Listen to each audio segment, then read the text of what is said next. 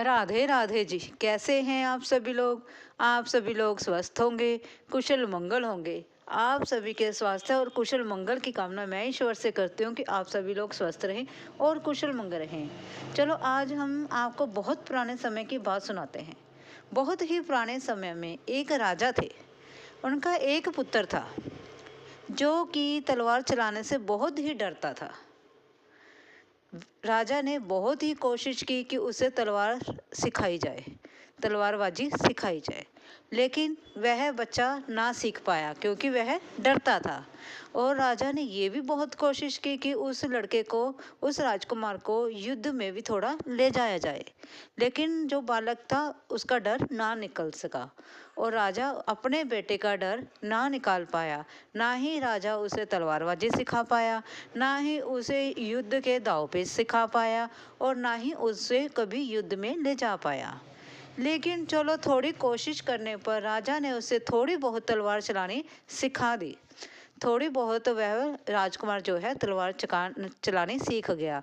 तलवार पकड़ना, उसे चलाना, इस प्रकार से वह सीख जाता है, थोड़ा बहुत सीख जाता है।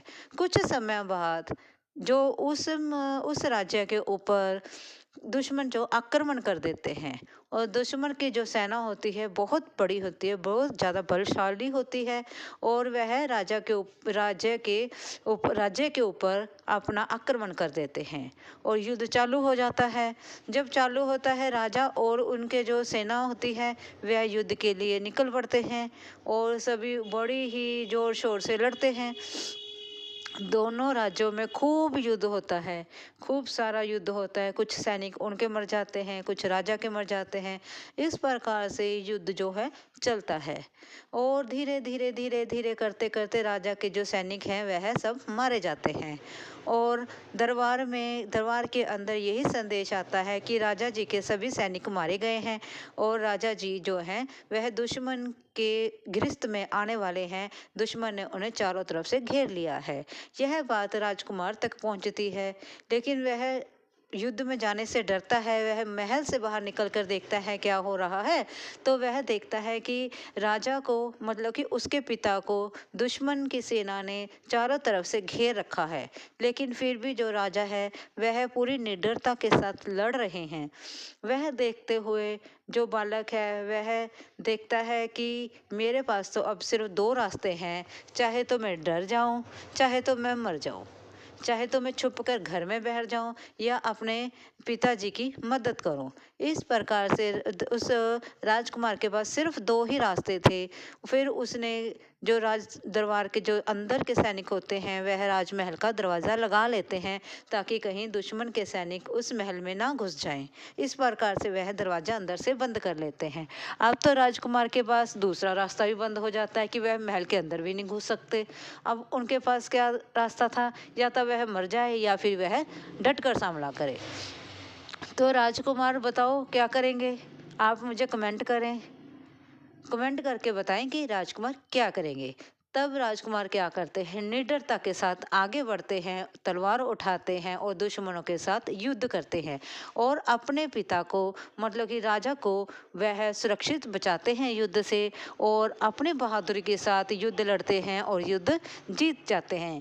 इस प्रकार से उस राजकुमार ने अपने डर के ऊपर विजय प्राप्त की। इसी प्रकार से हमें भी अपने डर पर, अपनी कमजोरियों पर विजय प्राप्त करनी है। कोई भी परेशानी आए उससे डरना नहीं है, उसके उस राजकुमार की तरह डट कर मुकाबला करना है, क्योंकि परिस्थितियों से जितना हम डरेंगे वह उतना ही हमें घेरती जाएंगे। इसी प्रकार से हमें किसी भी परेशानी से डरकर भागना नहीं है, बल्कि उसका इस प्रकार से मुकाबला करें ताकि जो मुसीबत है वह खुद ही डर कर भाग जाए। जिस प्रकार से वह दुश्मन के सैनिक भाग गए थे और उसने अपने पिता को, मतलब कि अपने पिता की रक्षा की और उन्हें राजमहल में वापस जिंदा वापस लेकर आया और उसने जो दुश्मन के राज्य पर और अपने राज्य पर तो था ही, दुश्मन के राज्य पर भी कब्जा कर लिया क्योंकि वह युद्ध जीत गया था। इस प्रकार से उस बालक ने अपना साहस दिखाया। जिस प्रकार से हमें भी अपना साहस दिखाना चाहिए और अपनी कमजोरियों को जग ज़हर ना करते हुए हमें अपनी कमजोरियों पर हमें मतलब कि हिम्मत के साथ अपनी कमजोरियों का मुकाबला करते हुए उन पर काबू पाना होगा। अगर आपको यह मेरी छोटी सी कथा अच्छी लगी हो, प्लीज लाइक और सब्सक्राइब। शिव जी और नाग देवता के बीच में बहुत लंबी चौड़ी बहस चल रही थी। सोचा कि नाग देवता जी ऐसा क्या भगवान शिव से पूछ रहे हैं जो इतने ज़्यादा लंबी ही डिस्कशन हो रही है। फिर हमें पता चला कि नाग देवता जी भगवान शिव से यह पूछ रहे हैं कि लोग अलग अलग देवी देवताओं की पूजा क्यों करते हैं, एक ही इंसान अलग अलग देवी देवता की पूजा क्यों करता है। तब भगवान शंकर जी उस नाग देवता को इतने प्रेम पूर्वक समझा रहे हैं कि व्यक्ति क्यों अलग अलग देवी देवताओं की पूजा करते हैं। चलो हम भी जानते हैं। तब भगवान शिव कहते हैं कि सभी देवी देवताएं एक ही रूप से हैं, उन सभी में मेरा ही अंश मौजूद है। क्योंकि जिस व्यक्ति को धन चाहिए, जिस व्यक्ति को समृद्धि चाहिए, जिस व्यक्ति को पालन पोषण की कमी है, अन्न धन चाहिए, वह तो भगवान विष्णु जी की पूजा करता है। और जिस व्यक्ति को समृद्धि के साथ साथ और भी अन्य चीज़ों की ज़रूरत होती है, वह भगवान गणेश जी की पूजा करता है। और जो माँ दुर्गा की पूजा करता है, उसे शक्ति की ज़रूरत होती है, उसे शक्ति के साथ साथ माँ की ज़रूरत होती है, माँ का आशीर्वाद चाहिए, इसीलिए वह माँ दुर्गा की पूजा करता है।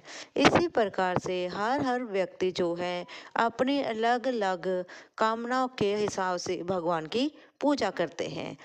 फिर नाग देवता जी पूछते हैं, लेकिन सभी लोग अलग अलग देवी देवताओं की पूजा क्यों करते हैं। तब भगवान शिव कहते हैं, चाहे कोई भी व्यक्ति किसी भी मंशा से किसी भी देवी देवताओं की पूजा करे, लेकिन उन सभी में मैं ही मौजूद हूँ, मेरा अंश ही हर ईश्वर में मौजूद है। जैसे कि लोग कहते हैं ना, जैसे कि हम सभी कहते हैं कि भगवान रूप अलग अलग हैं लेकिन ईश्वर एक है, उसी प्रकार से तब भगवान शिव उस नाग देवता को इतने प्रेम पूर्वक यही समझाते हैं, जैसे भिन्न भिन्न प्रकार की नदियाँ होती हैं और उनके भिन्न भिन्न प्रकार के रास्ते होते हैं, वह अलग अलग रास्तों से चलते हुए, वह अलग अलग रास्तों से बहते हुए लास्ट में आकर तो एक समुंदर में ही समा जाती हैं। उसी प्रकार से सभी देवी देवता, सभी ईश्वर जो हैं वह भगवान सभी लास्ट में तो आकर मेरा ही स्वरूप है, वह सभी मुझ में ही समा जाते हैं और उन सभी में मेरा ही अंश मौजूद है।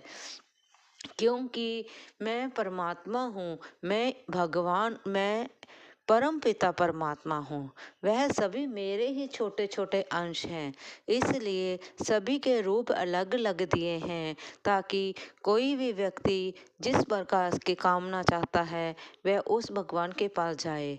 वरना तो एक ईश्वर के पास अगर सभी अपनी अपनी चिट्ठियाँ लेकर आएंगे तो बहुत ही समय लग जाएगा।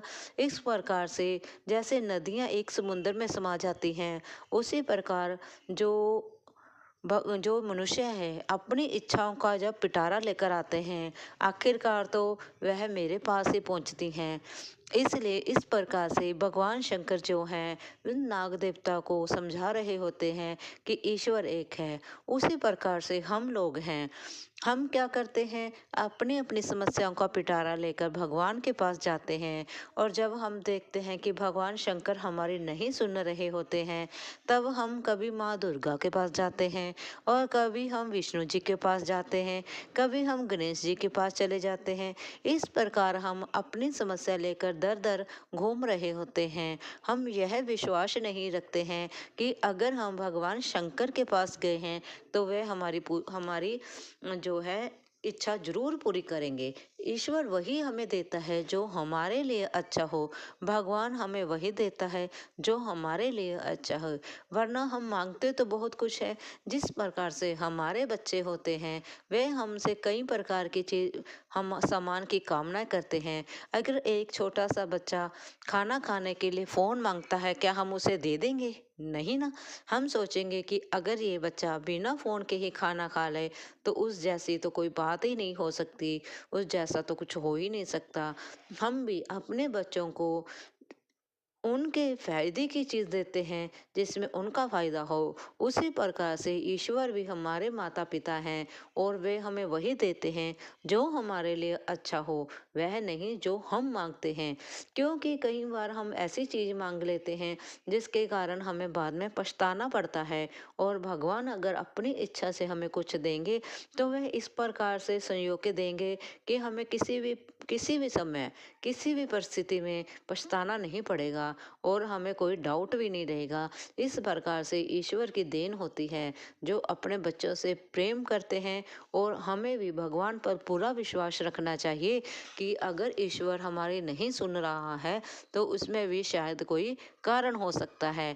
और हमें अपनी इच्छा के लिए ईश्वर के ऊपर, भगवान शिव के ऊपर भरोसा करना होगा और हमें विश्वास रखना चाहिए कि कभी ना कभी तो ईश्वर हमारी जरूर सुनेंगे। अगर आपको यह मेरी छोटी, हम बात करते हैं, इस विषय पर चर्चा करते हैं कि भगवान हमारी मुसीबत में किस प्रकार से मदद करते हैं, कि भगवान आते हैं या नहीं आते हैं। हम इस प्रकार से हम चर्चा करेंगे। चलो, एक बहुत ही पुराने समय की मैं आपको बात सुनाती हूँ। बहुत ही पुराने समय में कोई व्यक्ति था जो कि परेशान था। वह उसको नींद नहीं आ रही थी। वह सोना चाहता था लेकिन उसे नींद आ ही नहीं रही थी। कुछ रात के 2-2:30 बजे का समय होगा। वह उठा और उसने अपनी गाड़ी निकाली और गाड़ी लेकर वह मंदिर की तरफ चल दिया। आप देखो कि जब भगवान मदद करते हैं किस प्रकार से उसे नींद नहीं आई और किस प्रकार से उसने गाड़ी निकाली। और वह मंदिर की ही तरफ क्यों गया, कहीं और क्यों नहीं गया। वह व्यक्ति गाड़ी निकालकर मंदिर की तरफ गया और मंदिर में जाकर वह आराम से वहां पर भगवान के सामने बैठ गया।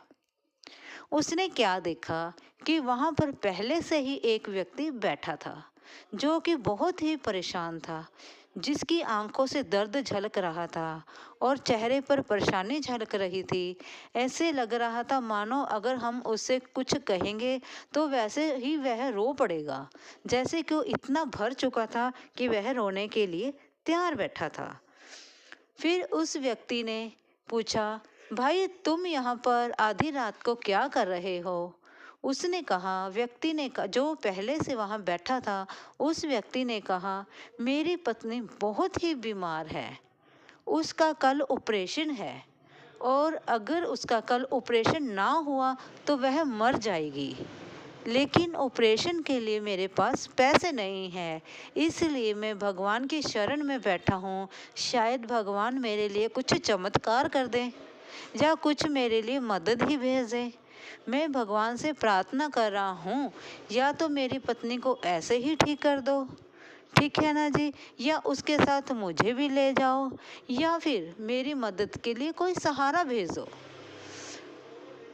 तो वह व्यक्ति उसकी बातों को सुनकर दुखित हो जाता है और वह क्या करता है, अपने जेब में हाथ डालता है और जितने भी रुपए उसकी जेब में होते हैं वह निकालकर उस दुखी व्यक्ति को दे देता है। और वह दुखी व्यक्ति जो होता है वह रुपए देखता है और मानो उसके चेहरे पर मुस्कान आ गई हो, वह इस प्रकार से मुस्कान से भर जाता है, भगवान ने जैसे उसके बहुत ज़्यादा ही परेशानियां दूर कर दी हों और उसे ना जाने क्या दे दिया हो। और साथ में वह कार वाला व्यक्ति उसे कार्ड देता है और कहता है, ये मेरा कार्ड है, इसमें मेरा पता लिखा है, अगर तुम्हें किसी भी समय, देश में जब भी तुम्हें मदद की ज़रूरत हो तो तुम इस एड्रेस पर आ सकते हो। वह व्यक्ति देखो कितना सुंदर जवाब देता है। जो व्यक्ति परेशान होता है वह व्यक्ति देखो कितना सुंदर जवाब देता है, जरा ध्यान से सुनना। वह कहता है कि इसकी मुझे ज़रूरत नहीं है, यह कार्ड आप रख लीजिए, इसकी मुझे ज़रूरत नहीं है क्योंकि मेरे पास पहले से ही पता है। फिर व्यक्ति ने, कार वाले ने पूछा, तुम्हारे पास पता कैसे हो आ गया, मैंने तो तुम्हें कभी पहले मिले नहीं हम, या मैंने तुम्हें कभी देखा नहीं पहले। वह व्यक्ति बोला कि मुझे इस ईश्वर का पता पहले ही पता है क्योंकि यही ईश्वर है जिसने मुझे तुमसे मिलाया है।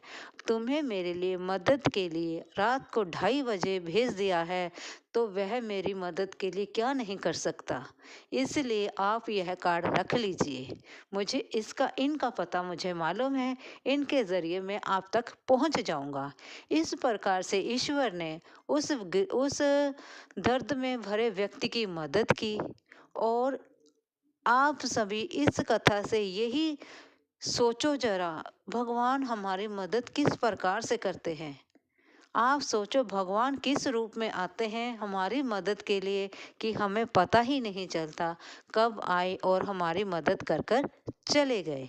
इसी प्रकार से जैसे उस दर्द में भरे व्यक्ति की ईश्वर ने मदद की है, हम भी चाहते हैं, मैं यही चाहती हूँ, हे भगवान, अगर किसी व्यक्ति को आपकी मदद की ज़रूरत है, उसकी मदद जरूर करें। मैं ईश्वर से यही प्रार्थना करूँगी, हे प्रभु, यह सृष्टि तुम्हारी ही बनाई हुई है। यह संसार में रहने वाले जीव जंतु सभी आप द्वारा ही बनाए गए हैं। इन सभी के दुखों को दूर करना आपका कर्तव्य बनता है और इनकी मदद करना आपका पहला फर्ज है। इसलिए आप अपने बच्चों की, अपनी संतान की मदद के लिए एक कदम जरूर बढ़ाएं। हम सभी आपको हृदय से नमन करते हैं और हृदय से आपको प्रणाम करते हैं और याद करते हैं। हमारे भावों में कोई खोट नहीं है। हम सच्चे भाव से आपको याद करते हैं। हे ईश्वर, आप हमारी मदद के लिए अपना पहला कदम जरूर उठाएं और हमारी मदद के लिए अपना हाथ बढ़ाएं। आप हाथ बढ़ाएं, हम हाथ पकड़ेंगे आपका। इसलिए हे ईश्वर, हम सभी की मदद करें, हम सभी के दुखों को दूर करें, हम सभी की सहायता करें, हमें अच्छा मार्ग दिखाएं ताकि हम उस मार्ग पर चलकर हम इस अच्छे संसार का निर्माण कर सकें। अगर आपको मेरी यह छोटी सी, हम बात करते हैं वीर हनुमान जी के बारे में। वीर हनुमान जी और उनके भक्त के बारे में।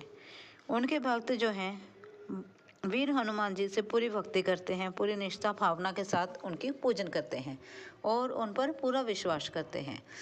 इसी प्रकार एक गांव में एक भक्त रहता था जो हनुमान भक्त था। और उस गांव में बाढ़ आ जाती है। जब गांव में बाढ़ आ जाती है तो सब कुछ डूबने लगता है।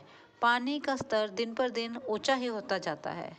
सभी गांव वाले वहां से अपना सामान इकट्ठा कर कर दूसरी जगह पर जाना शुरू कर देते हैं और उस भक्त से भी कहते हैं, चलो बाढ़ आ गई है, पूरा गांव डूब रहा है, चलो हम कहीं ऊंचे स्थान पर चलते हैं। लेकिन जो वह भक्त होता है वह कहता है, नहीं, मैं अपना गांव छोड़कर नहीं जाऊंगा। मुझे तो वीर हनुमान जी के ऊपर पूरा भरोसा है, वह ऐसा कुछ नहीं होने देंगे, वह गांव को नहीं डुबोने देंगे। इस प्रकार से कहकर वह वहीं पर रह जाता है। वह इतना ज़्यादा वीर हनुमान जी का भक्त होता है कि वह खेती जो करता है, खेती की कमाई में से कुछ हिस्सा वह दान के लिए वीर हनुमान जी के मंदिर में दे देता है। उसकी यह दिनचर्या थी कि वह अपनी कमाई का कुछ हिस्सा वीर हनुमान जी के मंदिर में देता ही देता था। इस प्रकार से वह हनुमान जी की भक्ति की भावना रखता था और मंदिर में सेवा करता था। इस और सच्चे मन से हनुमान चालीसा का पाठ वह नित्य ही मंदिर में जाकर किया करता था। वह हर रोज घंटा घंटा मंदिर में बैठकर हनुमान चालीसा का पाठ किया करता था। पूरा गांव जो है वह खाली हो जाता है और लोग उसे कहते हैं कि तुम भी चलो यहाँ से। वह नहीं जाता है। वह क्या करता है, वह अपने घर की छत के ऊपर चढ़ जाता है और जब लोग उसे दूर से देख रहे होते हैं, सोचते हैं कि ये तो व्यक्ति अब डूबेगा ही डूबेगा। लेकिन वह वीर हनुमान जी की भक्ति में इतना विश्वास करता है कि वह छत के ऊपर चढ़कर जोर जोर से हनुमान चालीसा पढ़ना शुरू कर देता है।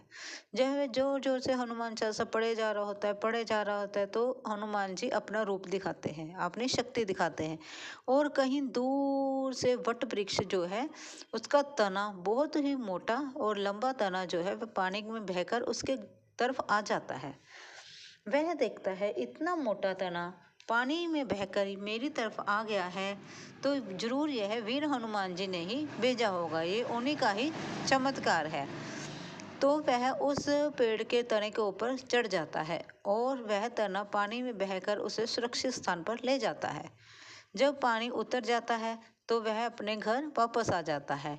इस प्रकार से वह हनुमान जी के ऊपर बड़ी पूरी भक्ति रखता है और हनुमान जी भी इस प्रकार से उसकी रक्षा करते हैं। जब वीर हनुमान जी उसकी रक्षा करते हैं और उसके लिए वट वृक्ष भेजते हैं, तब सभी लोग उसे देख रहे होते हैं। और जब लोग देख रहे होते हैं, लोगों ने अपनी आंखों द्वारा यह चमत्कार होता हुआ देखा, जिससे सभी लोगों में के मन में हनुमान जी के प्रति पूरी भावना और पूरा विश्वास जाग गया और सभी लोग हनुमान जी के भक्त बन गए। वह भी हनुमान चालीसा हर रोज मंदिर में जाकर पढ़ने लगे, क्योंकि उन्होंने अपनी आंखों से वह चमत्कार देखा था। इस प्रकार से धीरे धीरे करके पूरा गांव ही वीर हनुमान जी की भक्ति में डूबने लगा। इस प्रकार से हनुमान जी ने अपनी भक्ति का परिचय दिया और उस भक्त की भी देखो कितनी ही भक्ति थी कि उसने बाढ़ के समय में भी अपने भगवान से विश्वास नहीं उठाया। हमें भी इसी प्रकार से अपने भगवान पर विश्वास रखना चाहिए। जिस मर्जी भगवान को आप मानते हो उन पर विश्वास रखो, पूरी निष्ठा भावना से उस पर विश्वास करो। वह भगवान आपको कभी भी नीचे नहीं होने देंगे, वे हमेशा ही आपका साथ देंगे और आपके पूरे दिलों और निष्ठा भावना के साथ आपकी रक्षा करेंगे। इस प्रकार से अपने भगवान को भरोसा रखें और भगवान के प्रति अपनी श्रद्धा रखें। बोलो जय श्री राम, जय श्री राम। अगर आपको वीडियो आज हम बात करते हैं मर्यादा पुरुषोत्तम श्री राम जी की। जब श्री रामचंद्र जी राजा दशरथ की आज्ञा पाकर 14 साल के लिए वनवास के लिए गए, तो उन्हें रास्ते में सबसे पहले एक दैत्य मिला। सबसे पहला दैत्य, वह बहुत ही विकराल था, बहुत ही बड़ा उसका मुख था और उसके आसपास कोई भी मनुष्य नहीं रहता था। वह एक ऐसी सुनसान जगह पर रहता था कि उसने सभी मनुष्यों को वहां से भगा दिया था और वह रास्ते में आने वाली सभी चीज़ों को अपने विराट मुंह में समाये जा रहा था और उन्हें अपने पेट में इस प्रकार से समा लेता था, सभी को वह खाए जा रहा था। जब वह श्री रामचंद्र जी से रास्ते में टकराता है तो वह उनसे पूछता है कि तुम कौन हो? इस छोटे से धनुष के साथ और स्त्री के साथ इधर क्या कर रहे हो? यहाँ पर कोई जनजीवन तुम्हें दिखता है क्या? अगर तुम्हें अपनी जान प्यारी है तो इस औरत अपनी स्त्री को लेकर यहाँ से चले जाएं। तुम यहाँ क्यों आए हो? तब श्री रामचंद्र जी कहते हैं कि मैं राजा दशरथ का पुत्र हूँ और ये मेरी पत्नी सीता है और यह मेरे अनुज भाई लक्ष्मण है। इस प्रकार से श्री रामचंद्र जी अपना परिचय देते हैं। फिर वह दैत्य जो हंसता है और कहता है कि तुम यहाँ क्यों आए हो? तुम्हें अपनी जान प्यारी नहीं है? और कहता है अगर तुम अपनी जान प्यारी चाहते हो, अगर अपना जीवन प्यारा चाहते हो, तो इस स्त्री को और अपने धनुष को यहाँ पर छोड़कर भाग जाओ। तब श्री रामचंद्र जी मुस्कुराते हैं और कुछ नहीं बोलते हैं। फिर दैत्य कहता है अगर जान प्यारी है तो यहाँ से चले जाओ, वरना यहाँ पर तुम्हें मैं जीवित नहीं छोड़ूंगा, और जोर जोर से हंसने लगता है। वह जैसे ही सीता माता की तरफ बढ़ने लगता है, तब रामचंद्र जी सीता माता से कहते हैं सीते तुम घबराओ मत, मैं यहीं पर हूँ, ये तुम्हें कुछ नहीं करेगा, मैं तुम्हारी रक्षा करूँगा। इतना कहते हुए श्री रामचंद्र जी धनुष को उठा लेते हैं। तब दैत्य हंसता है और कहता है इतने छोटे से धनुष से तुम मुझे डराते हो? मैं इस धनुष से नहीं डरता हूँ और तुम मेरा कुछ नहीं बिगाड़ सकते हो। इतना कहते हुए दैत्य जो है माता सीता की तरफ आगे बढ़ जाता है और जैसे ही वह माता सीता की तरफ बढ़ता है, तो यूं ही श्री रामचंद्र जी धनुष पर वाण चढ़ा लेते हैं और उसकी तरफ चला देते हैं और उस दैत्य के दोनों हाथ जो हैं, दोनों बाजुएं कट जाती हैं। लेकिन वह दैत्य जो होता है वह फिर भी नहीं डरता और वह रेंगता हुआ आगे की तरफ बढ़ता है और अपना इतना बड़ा मुंह खोलता है मानो कि उन सभी को उस मुख में समा लेगा, और वह आगे बढ़ता ही जाता है। तब श्री रामचंद्र जी दूसरा बाण चलाते हैं और उसके दोनों पैर ही काट देते हैं। लेकिन दैत्य तो बहुत ही वो निडर था, वह जो नहीं डरता है और वह सांप की तरह रेंगता हुआ श्री रामचंद्र जी की तरफ फिर बढ़ता है। तब माता सीता जो है वह घबरा जाती हैं। फिर श्री रामचंद्र जी माता सीता को कहते हैं, सीते तुम घबराओ नहीं, ये तुम्हारा कुछ नहीं बिगाड़ सकता। और फिर श्री रामचंद्र जी कहते हैं कि मैं यहाँ पर तुम्हारे जैसे ही लोगों को शिक्षा देने के लिए आया हूँ, इसीलिए मेरे पिता ने मुझे आज्ञा दी है कि मैं 14 साल के वनवास के लिए जंगल की तरफ चला जाऊँ, ताकि जंगल में जो तुम्हारे जैसे लोग यहाँ पर रहते हैं, निवास करते हैं, मैं उनका वध कर सकूं। फिर जो दैत्य है वह खूब हंसता है और इतना बड़ा मुंह फाड़ लेता है कि वह उन्हें दिखा रहा हो कि मैं तुम्हें सब लोगों को खा जाऊंगा। और फिर रामचंद्र जी एक तीर और छोड़ते हैं और उसका जो मस्तिष्क है वह उड़ा देते हैं। इस प्रकार से श्री रामचंद्र जी ने उस दैत्य का खात्मा किया और माता सीता की रक्षा की। इस प्रकार से हमारे श्री रामचंद्र जी होते थे जो कि बुराई को ख़त्म करते थे। और तभी तो कहते हैं ना कि बुराई पर उन्होंने अच्छाई की विजय लहराया, और जो है उन्होंने बुराई पर अच्छाई की जीत का वह प्रतीक है कि वह सभी बुराइयों को, सभी राक्षसों को ख़त्म करने के लिए इस धरती पर आए थे और उन्होंने वैसा ही कर कर दिखाया। और आप उनके जीवन से हम कितना कुछ सीखते हैं कि उनके जीवन में इतनी सारी मुश्किलें आईं तब भी वह नहीं घबराए। उन्हें पुत्र त्याग करना पड़ा, माता सीता का त्याग करना पड़ा, इतने सारे राजमहल का त्याग करना पड़ा, वह किसी चीज़ से नहीं घबराए। इसी प्रकार से हमें भी अपने जीवन में नाना प्रकार की परिस्थितियों से नहीं घबराना है, सभी को डटकर मुकाबला करना है, ताकि हम अपने मार्ग से भटके नहीं, आगे ही बढ़ते जाएं, तभी तो हम अपनी मंजिल तक पहुंच पाएंगे। इसी प्रकार से हमें श्री रामचंद्र जी के जीवन से यही शिक्षा लेनी चाहिए कि हमें सत्य मार्ग पर चलना चाहिए, क्योंकि जिस प्रकार से वो मर्यादा पुरुषोत्तम थे, उसी प्रकार से हमें भी अपनी मर्यादा में रहकर अपने कार्य करने चाहिए। आज के समाज में बहुत ही बुराइयों का चलन हो गया है। आस पास देखें, जहाँ मर्जी देखो, किसी गली मोहल्ले में देखो, बुराई ही बुराई हो गई है। इतनी ज़्यादा कुकर्म, इतनी ज़्यादा बुराई फैल गई है कि मानो आंखों से आंसू अपने आप ही निकल आते हैं। हमें इन सभी पर विजय पाकर, इन सभी को त्याग कर अच्छाई के मार्ग पर चलना है। और अगर हम कुछ गलत होते हुए देखते हैं, उसको हमें ठीक करना है और समाज को अच्छाई की तरफ ले जाने में अपना पहला कदम उठाना है। बहू बेटियों की इज्जत करें, उनको प्यार दें, स्नेह दें और उनका आदर सम्मान करें। अगर आपको मेरी यह हेलो माय यूट्यूब मेंबर्स, आप सभी का मेरे यूट्यूब चैनल पर आपका स्वागत है। मैंने आप सभी के लिए मेंबरशिप ऑन कर दी है। आप चाहें तो मेरी मेंबरशिप भी ले सकते हैं। और मैंने अपनी वीडियो में कुछ आर्टिकल्स के लिंक डाले हैं। आप चाहें तो मेरी पसंदीदा वह आर्टिकल्स देख सकते हैं और ख़रीद भी सकते हैं। उस लिंक पर जाएं और आर्टिकल देखें, पसंद करें और ख़रीदें। आप सभी का बहुत धन्यवाद होएगा। Thank you ji.